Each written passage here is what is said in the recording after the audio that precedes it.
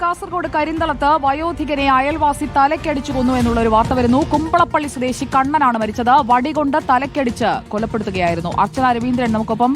അർച്ചന, തർക്കത്തിനിടയിൽ ആണോ സംഭവിച്ചത്? എന്താണ് ഈ കൊലപാതകം സംബന്ധിച്ച് നമുക്ക് ലഭിക്കുന്ന വിവരങ്ങൾ? സുസിയ, ഇന്ന് രാത്രി 7 മണിയോടുകൂടിയാണ് സംഭവം ഉണ്ടാകുന്നത്. കാസർഗോഡ് കരിന്തളത്താണ് വയോധികനെ അയൽവാസി തലക്കടിച്ച് കൊല്ലുകയായിരുന്നു. കുമ്പളപ്പള്ളി ചീറ്റമൂല ഉന്നതിയിൽ കണ്ണനാണ്, 80 വയസ്സുണ്ട്, കണ്ണനാണ് മരിച്ചത്. അയൽവാസിയായ ശ്രീധരനാണ് വടികൊണ്ട് തലക്കടിച്ച് ഇദ്ദേഹത്തെ കൊലപ്പെടുത്തിയത് എന്നുള്ളതാണ്. രാവിലെ മുതൽ ഇദ്ദേഹം ഈ ശ്രീധര വടി കൊണ്ട് കറങ്ങി നടക്കുന്നുണ്ടായിരുന്നു എന്നുള്ളത് നമുക്ക് അറിയാനും സാധിക്കുന്നത്. നാട്ടുകാരടക്കം പറയുന്നത് ആ കാര്യമാണ്.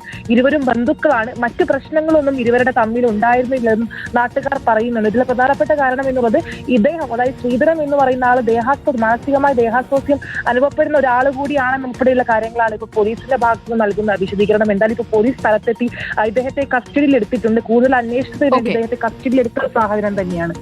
ശരി, അർച്ചന രവീന്ദ്രനാണ് വിവരങ്ങൾ നൽകിയത്.